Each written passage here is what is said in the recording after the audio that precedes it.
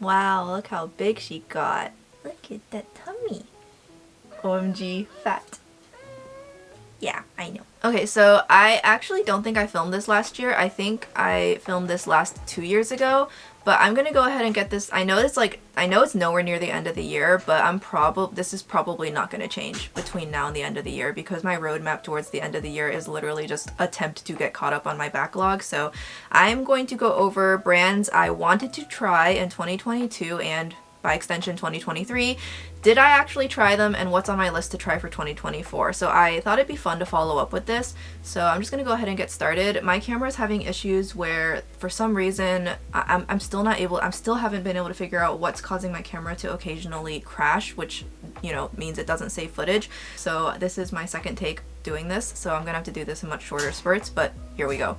So the first one is going to be Victoria Beckham, and I ended up not trying more from that brand than I already have because the one thing I wanted to try was the colorful summer liners. I thought those would be those filled a hole in my collection I desperately needed, but right at the time that they released and I was going to get them, I got into that car accident and it took literally 2 months for insurance to decide if they were actually going to compensate me and get the car fixed, or if they were just going to declare it totaled, give me 2 pennies, and then move on and leave me out to dry. So I had a very strict makeup low buy that summer because I didn't know if I was going to suddenly have to get a new vehicle or not. So that's why I didn't get it. And of course, by the time I got back around to checking, it's no longer on the website. So oh well, what can I do? In the similar vein, it's going to be Lisa Eldridge and Hindash. I also didn't try more from them than what I've already tried. Lisa Eldridge, nothing has really stood out to me so far, and I also just still couldn't get over how overinflated the USD prices are compared to the British website prices, but they recently started being carried at Selfridges and the prices are, I think, a very fair midpoint between the two, and because I have Selfridges Plus, I won't have to pay shipping, so I think I'm gonna go ahead and maybe just like pick up like a liquid eyeshadow kind of a thing. Maybe I'll try the foundation, I'm not sure about that one yet. I think Lisa Eldridge, the liquid shadows at least, maybe in the future. And then Hindash, it's because the boy tiers have been sold out, and as far as I can tell, they've not been restocked on Beautylish in what feels like a century, and I really want to get his stuff from Beautylish because it just saves on shipping, it comes way faster. And the only thing I really wanted to try, because I have the 2 palettes, and the only thing I really wanted to try from him the most was that Boy Tears topper, and it hasn't restocked on Beautylish, or every single time I checked it wouldn't be in stock, so I don't know what's going on with that. And then I also did write down Chanel lip products that one time. I did try stuff from Chanel, but ironically enough, no lip products. So it's definitely still something I think about, but it's just so far in the back of my head. I guess if I ever see a color or a finish that really, really speaks to me, like the Hermes limited edition lipsticks did this fall, which I didn't get them because money, but those like jumped straight into my soul, so I'm like super bitter I couldn't get those. So if I see something like that from Chanel, maybe I'll get it next year, but no, I did not try any Chanel lip products this year. So now I'm gonna go over the brands that I want to try in 2024, and there may be some overlap. This is in no particular order, I just wrote it down as it came up in my head, so there's no order at all. So the first thing I wrote was Glaminatrix. I do really want to try more from Glaminatrix. The Sugar and Spice and the Rich Romance palettes both caught my eye and are both beautiful, but I passed on both mostly because of things like, you know, obviously my makeup budget, I have to distribute it, and once it's distributed, I have no more. Also, you know, I've discussed multiple times that my health problems, my fatigue, my backlog, LASIK, meaning that I had to take a month off, you know, there's just all these other compounding factors. There just ended up being no room for these Glaminatrix palettes in my life, but their new singles and everything, you know, I have Nearly Natural, which is now gone forever, which why would they do that? But I do really want to try more from Glaminatrix, so maybe 2024 will finally be the year that I do that. We'll see. Indie brands have definitely become much more prominent this year. I feel like a lot of indie brands have either suddenly appeared and become something that I'm aware of just out of a sudden, out of the blue, or some of the smaller ones I followed have just suddenly blown up this year. So this has definitely been a great year for indie brands, so I'm very excited to see, just generally speaking, how things go. The next thing I wrote was Lisa Eldridge and Victoria Beckham. You know, I do want to try stuff from them, so we'll see what Victoria Beckham does next summer. I definitely want to try more from them eventually. eventually, you know, just as I can. Honestly, they're not super high on my priority list if I have to be really honest, but hopefully someday I can try more from them. The next one I wrote was Hermes lipsticks, and that is because the fall winter limited edition lipsticks that just dropped this year from Hermes were beautiful, and if I had the spare change to buy them, I would have, because I would have loved the hell out of them both, and they're so pretty. Of course, I'm not going to be able to. I'm pretty sure they sold out really fast anyways, but yeah, I want to try an Hermes lipstick someday, specifically the more sheer formula, because that more black and sheer formula that came out for fall winter, it like captured my heart. Captured me. So I want to try something from them like that next year. Just like once. I'll see if I can. We'll see. The color has to speak to me. Like, it needs to speak to me on the level that it did this year. If it's not to that extent, I'm not buying it because those lipsticks are so expensive. But if something like that comes out, maybe hopefully I'll be in a better position. I can get one. I'd love to treat myself to one. The next thing I wrote was I want to try more from Isamaya Beauty. So like, I've made it clear in one of my other videos, I do really want to try the lip black. You know, I'll be honest, the lipsticks, the one in black, I feel like I have tried other products in an attempt to recreate that, but I don't think any of them can get close to the effect that that one did. So the lip black and the lipstick in black, I want those both, and I do want Industrial 2.0. There, I said it, and I kind of want the rubber lash mascara just because the packaging is cool. So definitely Isamaya Beauty is something that's on my radar. I really appreciate how spaced out her collections are. Really just gives you a lot of breathing room to really get to, like, you know, have your playtime, enjoy it, because especially because the prices are so high. So I do appreciate that. So hopefully she can keep them spaced out. And then the next thing is Prada Beauty. I really want to try Prada Beauty. I want to try the lipsticks. I really want to try the foundation. I don't know what shade to get. LW5 looks like it's going to be way too dark for me. LC5 looks like it's going to be the right lightness, but it's cool. I'm afraid. So I really hope Prada Beauty starts coming to some department store counters in the future so I can swatch out the foundation. I really want to try that eyeshadow quad with the black and the yellow. That's one I want to try. Yeah, I want to try Prada Beauty next year. Hopefully I get the chance to. And then next I wrote Gucci, and I actually don't know why I wrote that now that I think about it. I don't actually know if I want to try anything from Gucci aside from like a lipstick or two, so I wrote that down, but no promises. Next, I wrote down I really want to try more indie single shadows from Shine by SD and Shall We Makeup. I especially really love how Shall We Makeup has that like clear acrylic packaging, not gonna lie. I really want to get more of those for my shadows. But anyways, I have been, ever since I unfortunately cannot support Terra Moons anymore, I've been thinking about branching out into other options, and Shine by SD has always been something I've been looking into, especially after the Earthborn collaboration. And I think next year I may finally bite the bullet and try it. I especially really want to get that shade Ice Blink, among other things. And then Shall We Makeup also looks like they have some absolutely beautiful toppers. So that was one thing I wanted to try. I also had written down Notoriously Morbid.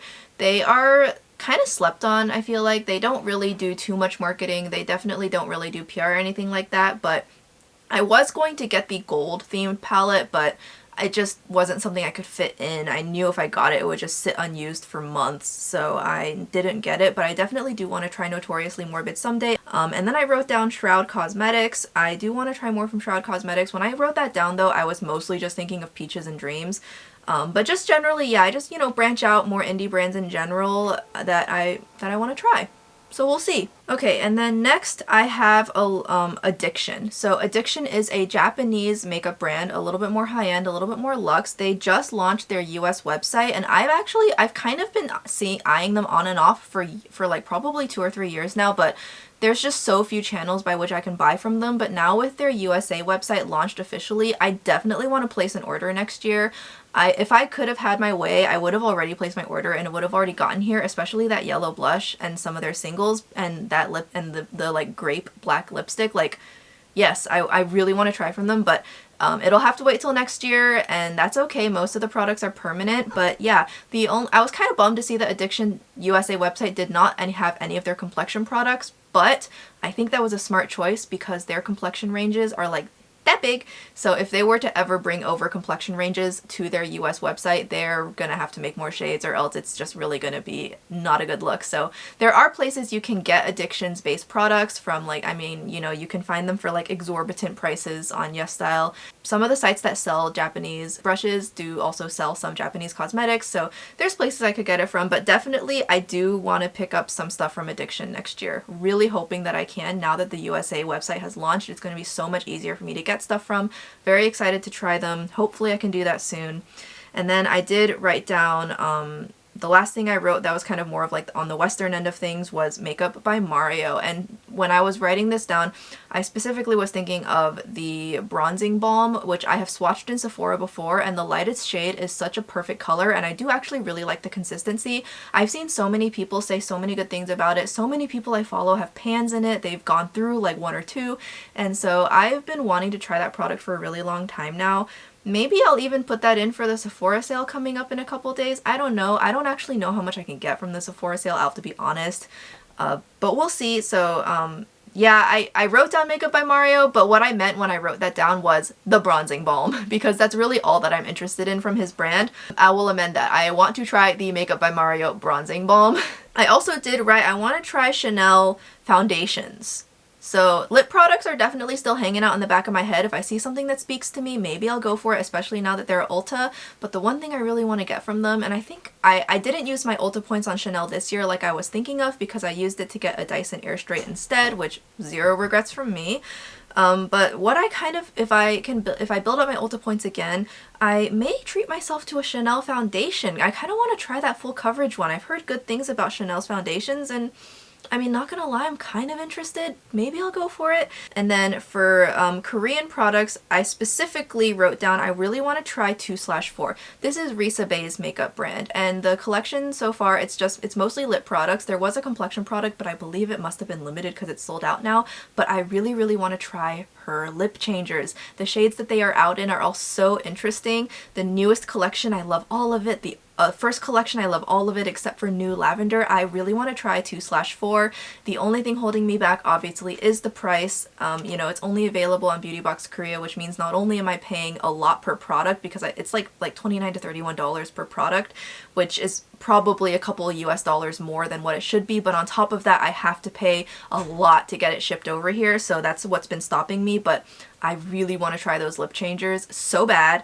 And then the next thing I wrote was I really want to try Laka and AOU. Laka, I really want to try specifically the cream blushes and the fruit tints. The fruit tints went so crazy viral last year. I've been wanting to try them ever since, and the same for the cream blushes. I think the cream blushes actually may have released earlier this spring or something, but those also went kind of viral, and I really want to try that lavender one, because actually I actually heard a couple people on the subreddit talk about how it was the lavender blush that they've been looking for their entire life. And you know, if you guys have watched any of my videos, you know I have been on what feels like an eternity length hunt for the perfect lavender blush, and I've tried so many. So to hear people say, oh, that was the lavender blush I was looking for, I'm like, okay, I need to pick this up. So that's definitely on the list.